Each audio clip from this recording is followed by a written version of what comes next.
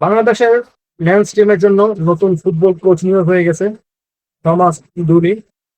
Thomas ডুলির যেই আপনার অ্যাপয়েন্টমেন্টটা, এটা বাংলাদেশের জন্য কতটা ভালো হবে কতটা খারাপ হবে এটা তো সময় বলবে। বাট এই বিষয়গুলো নিয়ে কিন্তু বাংলাদেশের ফুটবল ফ্যান এবং সমর্থকদের মধ্যে একটা বিরূপ প্রভাব পড়ছে। কারণ বাংলাদেশের ফুটবল ফেডারেশনে মোট প্রায় 300+ লিগ পড়েছিল। এর মধ্যে থেকে বাংলাদেশ দফায় দফায় 21, 11, 3, 5 এরকম করে কমাতে কমাতে শেষ পর্যন্ত 3 থেকে 4 জনের একটা শর্ট লিস্ট করেছিল। সেখানে আপনার রোজারিও মিকেলের মতো কোচ ছিল, যারা ব্রাজিলকে নিয়ে কিন্তু আপনার অলিম্পিকে গোল্ড জিতেছিল। তারপরে আপনার ছিল বার্নস্টকের মতো কোচ। তারপরে ছিল কোলম্যানের মতো কোচ ছিল, ক্রিস কোলম্যানের মতো কোচ ছিল সেখানে, যে ওয়েলসকে নিয়ে ইউরোতে কোয়ালিফাই করেছিল। এরপরে আপনি আরো অনেক ভালো মানের কোচ ছিল। সেখান থেকে কেন টমাস টুলিকে শেষ পর্যন্ত বাংলাদেশের কোচ নিয়োগ করা হয়, এগুলো নিয়ে কিন্তু বাংলাদেশের ফুটবল ফ্যানদের মধ্যে বিরূপ একটা প্রভাব পড়েছে। আমি আমার আজকে ভিডিওতে এই সবগুলো বিষয় নিয়ে কথা বলবো। বেশ কয়েকটা বিষয় নিয়ে কথা বলবো। আমি বাফুফের পক্ষে কথা বলবো, বাফুফের বিপক্ষে কথা বলবো। কোলম্যানের আপনি কেন কোলম্যানকে সাইন করাতে পারেন নাই, কেন কোলম্যানকে সাইন করানো যেত না, কেন কোলম্যানকে সাইন করানো যেত, এই সব বিষয় নিয়ে কথা বলবো আমি আজকে। আম, থমাস টুলির পক্ষে কথা বলবো, থমাস টুলির বিপক্ষে কথা বলবো, তার সম্ভাব্য চ্যালেঞ্জ গুলো নিয়ে কথা বলবো। তো যদি ভিডিওটা খুব বড় হইতে পারে, বাট আমার মনে হয় এই বিষয়গুলো নিয়ে ব্রিফলি কথা বলাটা খুব দরকার, তাই আমরা খুব দ্রুতই শুরু করবো। যদি আসি একেবারে বাংলাদেশের ফুটবল ফেডারেশনের দিক থেকে, বাংলাদেশ ফুটবল ফেডারেশন একেবারে শুরুর দিক থেকে একটা কথা দ্বারা বলে আসছে যে তাদের কাছে প্রায় 300+ সিডি পড়েছে, এবং সেখান থেকে আমরা দফায় দফায় কমাবেও, সেখান থেকে আমরা বেশ কিছু ক্রাইটেরিয়ার মধ্যে দিয়ে আমরা কোচ নিয়োগ করবো। এসব বিষয়গুলো দেখার পরে আমরা বেশ কিছুটা হোপফুল ছিলাম যে ঠিক আছে, এবার হয়তো ভালো কিছু কোচ আমরা দেখবো। তারপর তারা বললো যে ঠিক আছে, আমাদের আহ ক্রাইটেরিয়ার মধ্যে একটা ক্রাইটেরিয়া হচ্ছে আমরা এশিয়াতে কাজ করা কোচদের একটা প্রায়োরিটি আমরা দিব। ততক্ষণে কিন্তু পরিবারের মতো কোচদের এখনো তখন সিভি ড্রপ হয় নাই, বা আপনার রোজারিও মিকেলের মতো কোচদের সিভি কিন্তু তখনও ড্রপ হয় নাই। যখন তারা এই শুরুর দিক থেকে তখন তারা এই কথাগুলো বলেছিল, তারা সিভি দেওয়ার মানে তারা যখন সার্কুলার দিয়েছিল তখন তাদের এই কথাগুলো ছিল। এরপরে যখন বিভিন্ন সূত্রে ভেরিফাইড সূত্র থেকে যখন আপনি জানতে পারেন যে আপনার বাংলাদেশের কোচ হওয়ার জন্য রোজারিও মিকেলের মতো কোচ, আপনার কোলম্যানের মতো কোচ, কোলম্যান যদি একবারে শেষ দিনের কয়েক ঘন্টা আগে তার সিভি ড্রপ করেছিল ক্রিস কোলম্যান, এবং বার্নস্টকের মতো কোচরা যখন আপনার জন্য আপনার ন্যাশনাল টিমের কোচ হওয়ার জন্য যখন অ্যাপ্লাই করে, তখন কিন্তু এক্সপেকটেশনটা অনেক বেশি হাই হয়ে যায়। এবং আপনি যখন একবারে শর্ট লিস্ট করে যখন 5 জনের শর্ট লিস্টটা করেন, তখনও যখন এই কোচদেরকে আপনি রাখেন, তখন আমরা অনেক বেশি হোপফুল হই যে ঠিক আছে, বাংলাদেশের ফুটবল ফেডারেশন অনেক ব্রড চিন্তা করতেছে, যে শুধু সাউথ এশিয়াতে না, শুধু এশিয়াতে সাউথ এশিয়াতে না, বাংলাদেশ এখন এশিয়াতে কমপ্লিট করার যেই চিন্তাধারাটা করতেছে আগামী 4 বছরের পরে, যখন আবার একটা এশিয়ান কাপ আসবে বাংলাদেশের সেখানে কোয়ালিফাই করার জন্য খুব বেশি ডিটারমিনেট, সেটা আমরা বুঝতে পারছিলাম। এই জন্য কিন্তু আমরা কোলম্যানকে নিয়ে অনেক বেশি হাইপ চাপছিলাম। আমরা আহ রোজারিও মিকেলকে নিয়ে খুব বেশি হাইপ চাপছিলাম। কিন্তু রোজারিও মিকেল যখন বুঝতে পারে যে বাংলাদেশের ফুটবল ফেডারেশন তাকে এফোর্ড করতে পারবে না, তার যেই ডিমান্ড গুলো সেগুলো পূরণ করতে পারবে না ডিউরিং ফিনান্সিয়াল প্রবলেম, বাংলাদেশ এগুলো করতে পারবে না, তখন আমরা মেনে নিয়েছি ঠিক আছে, আমরা যখন Rosario Michael is a huge name of football, তাকে হয়তো আমরা এফোর্ড করতে পারবো না। সে ব্রাজিলে খেলে আসা, ব্রাজিলে কোচিং করানো একটা কোচ যখন বাংলাদেশে আসবে, তার এক্সপেকটেশন, তার নিড গুলো অনেক বেশি হবে। তো আমরা সেগুলোকে আমরা মেনে নিয়েছি, ঠিক আছে, আমরা আনতে পারি নাই। বাট আপনি যখন ক্রিস কোলম্যানকে আনতে পারেন নাই, যখন ওটা বলা হয়েছিল যে মাত্র তার খেলায় ছিল $20,000, এবং $40,000 এবং তার সাথে তার অ্যাসিস্ট্যান্ট কোচকে নিয়োগ দিতে হতো। তার মানে একটা কোচ, একটা ভালো মানের কোচ কিন্তু এটাই করে। আপনি ওয়ার্ল্ড ফুটবলে যেখানেই যান না কেন, দেখবেন যে একটা ভালো মানের কোচ বা একটা কোচ তার পুরো সেট আপ নিয়ে একটা জায়গায় যেতে চায়, সে যেই হোক না কেন। আপনি দেখেন যে আপনি একবার লাস্টের দুইটা শুধু উদাহরণটা দিই, সিটিতে যে পেপ গার্দিওলা থাকবে না, সেটা বোঝা গিয়েছিল যখন তার ফিজিক্যাল ট্রেনার, যখন তার যে ট্রেনার আছে সেই ট্রেনার যখন বলে যে তার সাথে সিটি কন্ট্রাক্টটা শেষ এবং সে আর রিনিউ করবে না, তখন এটা স্পষ্ট হয়ে যায় যে পেপ গার্দিওলা আর সিটিতে থাকছেন না। এরপরে সিটি থেকে কনফার্মেশন আছে যে পেপ গার্দিওলা যে সিটি ছাড়ছেন, এবং এরকম অনেকগুলো বিষয়। কিন্তু এই জিনিসটা যে বোঝা যায় যে একটা কোচ কখন তার রিটায়ারমেন্ট ঘোষণা করছেন, কখন সে তার ক্লাব ছেড়ে যাচ্ছেন, এগুলো তখন বোঝা যায় যদি আপনি কোচ যদি ডিরেক্টলি হিন্ট না দেয় এবং আপনার কোচের অ্যাসিস্ট্যান্ট বা ফিজিও এরা যখন বলে তখন বোঝা যায় যে কারণ একটা কোচ তার পুরো স্পিকারটা নিয়ে চলতে পছন্দ করেন। একটা ভালো কোচের বৈশিষ্ট্যগুলো এগুলো হয়। কিন্তু এটাও কিন্তু ক্রিস কোলম্যান এটাই বলছিলেন যে তার অ্যাসিস্ট্যান্ট কোচ তার সাথে বাংলাদেশে আসবেন, এই দুজনের মিলিয়ে মোট খরচ হবে প্রায় $30,000 এবং $30,000 বাংলাদেশের ফেডারেশনকে দিতে হবে। এখন বাংলাদেশের ফেডারেশন এটা জানতো, বাংলাদেশের ফেডারেশন জানতো তাকে $30,000 হবে, কিন্তু তখনও এই আপনার ক্রিস কোলম্যানকে ঝুলিয়ে রাখলেন। ঝুলিয়ে রেখে রেখে রেখে রেখে আমরা খেলাযোগের মাধ্যমে এও জানলাম যে বাংলাদেশ ফেডারেশন কিন্তু আপনার ক্রীড়া মন্ত্রণালয়ের কাছে সেই অ্যাপ্লাইটা করেছে যে বাংলাদেশের 2 বছর কিন্তু তাকে কোলম্যানকে কন্ট্রাক্ট দেয়, 2 বছরের কন্ট্রাক্টের টাকার পরিমাণটা আসবে প্রায় $6 কোটি। এই $6 কোটি বাকু থেকে দিতে হবে এবং বাকু থেকে বলেছে যে যেন সেই খরচটা কোনোভাবে যদি ক্রীড়া মন্ত্রণালয় উঠাইতে পারে এবং ক্রীড়া মন্ত্রণালয় তাকে সেখান থেকে নাকি গ্রিন সিগন্যাল দিয়েছে যে $6 কোটি যেই লেনদেনটা সেটা ক্রীড়া মন্ত্রণালয় থেকে করবে। এটা কিন্তু আমরা খেলাযোগের মাধ্যমে ওই নিউজগুলো আমরা পেয়েছিলাম।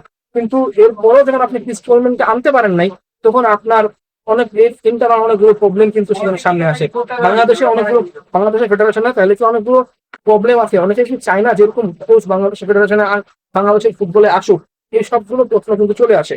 এখন আপনি যখন বার্ন স্টককে আনেন তাহলে তখন বার্ন স্টককে আনতে পারলেন না, কারণ তাদের একটা বাঞ্চ অফ সেট আপ থাকে, তাদের একটা রিকোয়ারমেন্ট থাকে, তাদের হয়তো রিকোয়ারমেন্টটা খুব বেশি হাই ছিল যেটা হয়তো বাংলাদেশের ফেডারেশন এফোর্ড করতে পারতো না।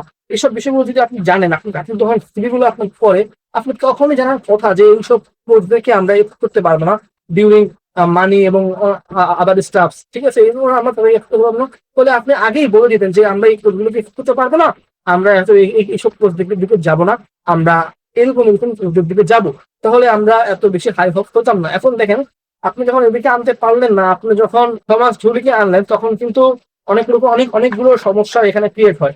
আপনি যখন থমাস টুলি কিন্তু বাংলাদেশের মানুষের থেকে কতটুকু সাপোর্ট পাবে সেটা তার পারফরমেন্স দিয়ে দেখাতে হবে। এখন পারফরমেন্স ছাড়া কিন্তু সে মানুষের সমর্থন গুলো পাবে না।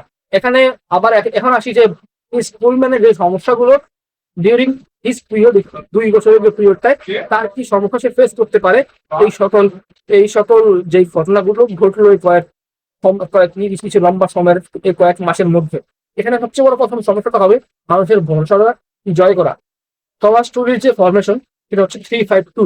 বাংলাদেশের এমনি স্ট্রাইকার নাই, তার উপর তার ফরমেশনের দুটো স্ট্রাইকার খেলায়। এখন যদি তার যদি ফরমেশনটাকে কিছুটা টুইক করি এবং 3-6-1 খেলাই তাহলে একটা ফরমেশন দাঁড়ানো সম্ভব হয়, কিন্তু সেখানেও আপনার বেঞ্চ বা স্ট্যান্ড খুব লো দেখায়। এভাবে দেখায় আপনার 3 সেন্টার ব্যাক খুঁজে পাওয়া কঠিন। বাংলাদেশের কোয়ালিটি সেন্টার ব্যাক আপনার তারিক কাজী এবং সোহেল রানাকে ধরতে পারেন, এর বাইরে কিন্তু আপনার খুব বেশি ভালো মানে সেন্টার ব্যাক নাই। আপনি কেউ ধরতে পারেন সেন্টার ব্যাক হিসেবে, ভালো সেন্টার ব্যাক হিসেবে, বাট তারও কিন্তু মিস্টেক্স এর পরিমাণ বেশ হাই থাকে মাঝে মাঝে। তো আপনার সেন্টার ব্যাক 3টা সেন্টার ব্যাক আপনার পরে সেন্টার ব্যাক খুঁজে বের করাটা কঠিন হবে। ক্যাসপার হপকিন্স গেলে আপনি ইনস্ট্যান্টলি এখনই একসাথে রিভিউ করে দিবেন, কিন্তু অনেক রকম প্রশ্ন আসতে পারে। এরপরে আসবে আপনার সিক্স সিক্স মিডফিল্ডের যে দুজন থাকবে তো উইং ব্যাক। এখানে 2 উইং ব্যাকে আপনার খুব মোবিলিটি আছে, আপনার দুই পাশে 4 জন খুব ফাস্ট ফরওয়ার্ড উইং ব্যাক আছে আপনার। আপনি জায়ান আহমেদকে আপনার লেফট উইং খেলা যাবেন, এখানে আসলে কোনো সমস্যা নাই। তার ব্যাকআপ হিসেবে আপনি তামিদুলকে অন্তরায় করতে পারেন। আপনি রাইট উইং ব্যাকে যদি যান, রাইট উইং থেকে দেখবেন আপনার কাছে বিশ্বনাথ ঘোষ আছে, যার কাছে প্রচন্ড পরিমাণ পেস আছে। আপনার সাবিক যে আছে যেখানে তার কাছেও সেরকম প্রচন্ড পরিমাণ পেস কিন্তু তার আছে। তো উইং ব্যাক নিয়ে আপনার সমস্যাটা হয়তো হবে না আপনার টিমে, বাট আপনি মিডফিল্ডে সাজানো আপনার জন্য অনেক বড় কষ্ট হয়ে যাবে।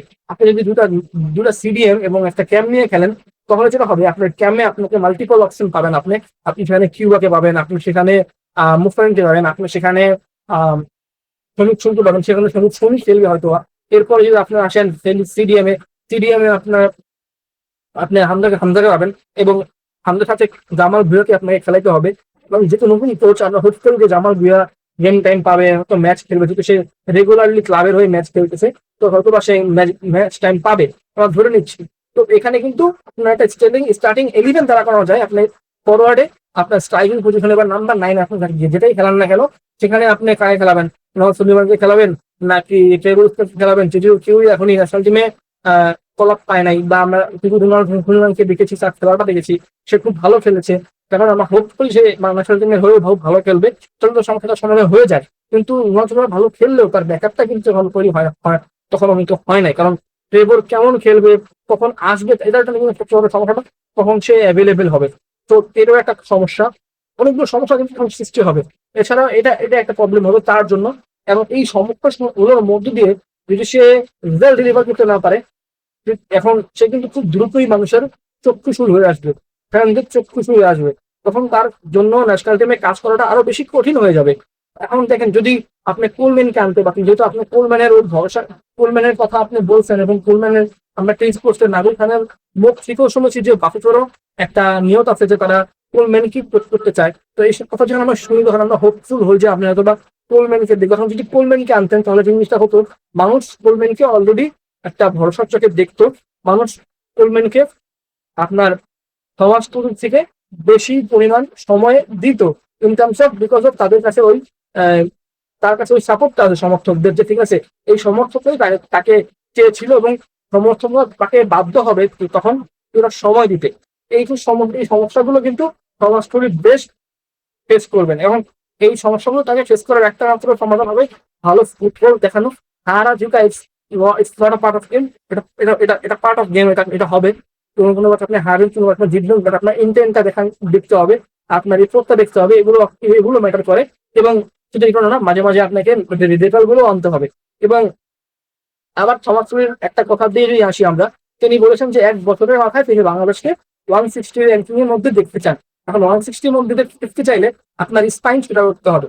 আপনার স্পাইন যদি আপনি সোজা রাখতে না পারেন, তাহলে কিন্তু আপনি 160 মধ্যে যেতে পারবেন না। এখন আমি বলি যে আপনার যদি এখন থমাস তুচেলের তুলনাটা করি স্পাইনের পিওভি থেকে, তাহলে কি হবে দেখেন তো, আপনার পিটার বাটলার মেয়েদের জন্য কিন্তু সে যা চেয়েছে তা কিন্তু সে বলে দিয়েছে।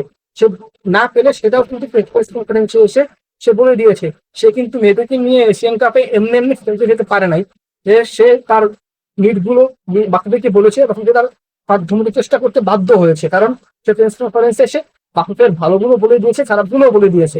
তখন সে বাফুফে কিছুটা প্রেশারে পড়ে যায়। এখন আপনার থমাস তুচেলকে একটা এটা সাজেশন থাকবে যে আপনার স্পাইনটা করে রাখতে হবে।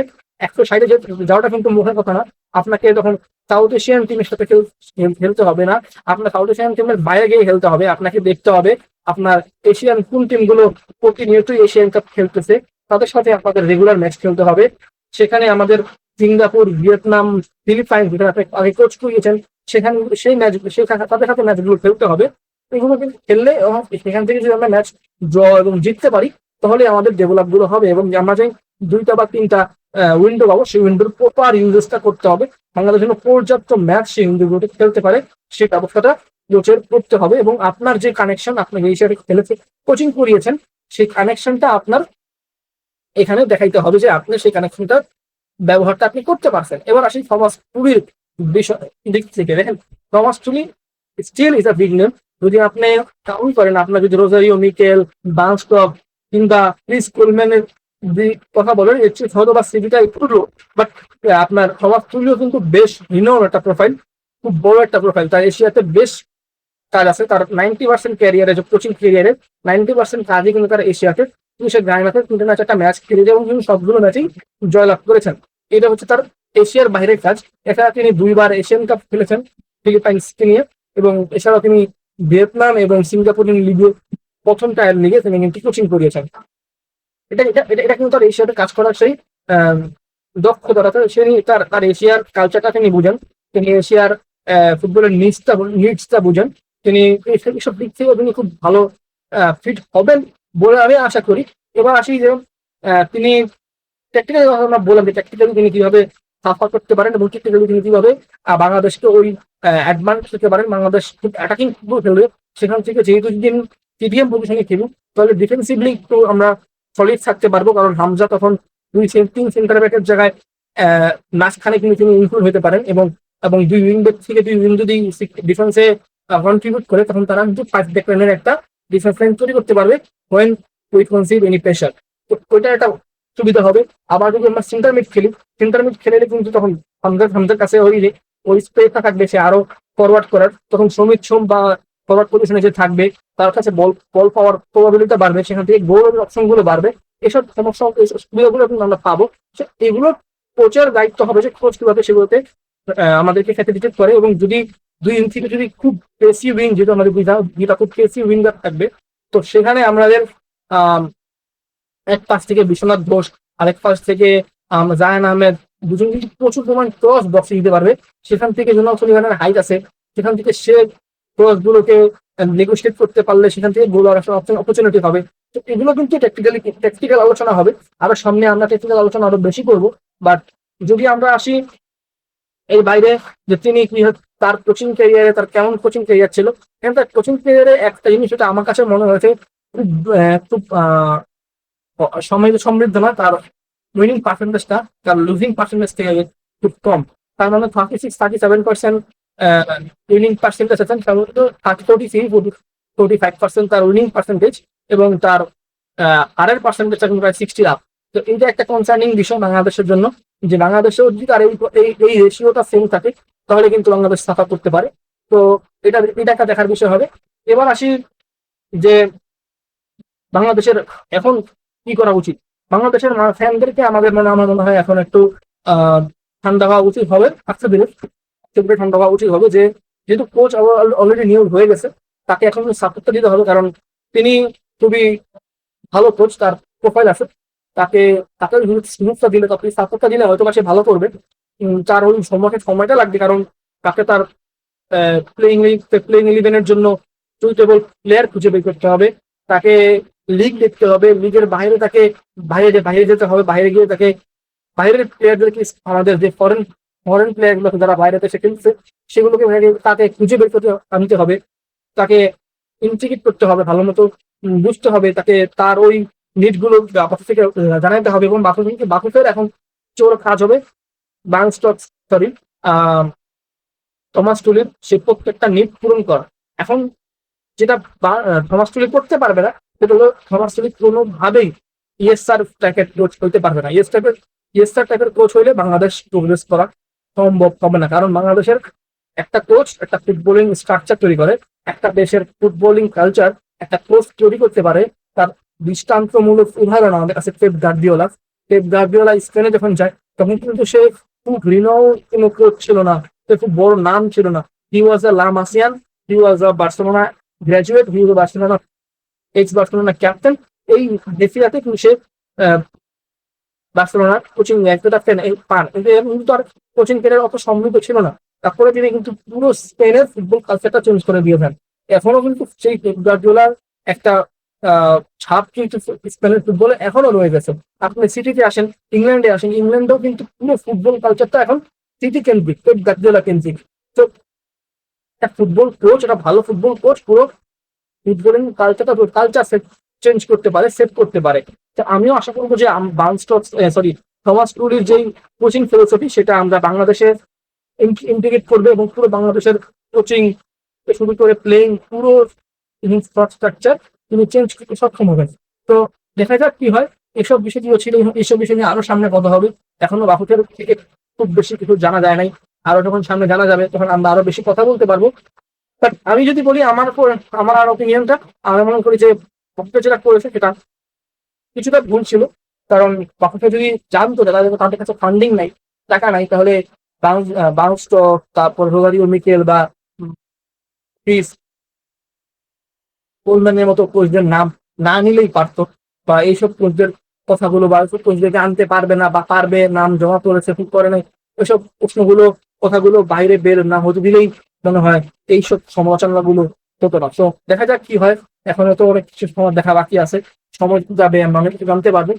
দেখা যাক কি হয়। তো আজকে এই ভিডিও ছিল, দেখা হবে নতুন কোনো ভিডিও করতে। ভালো থাকবেন, আল্লাহ হাফিজ।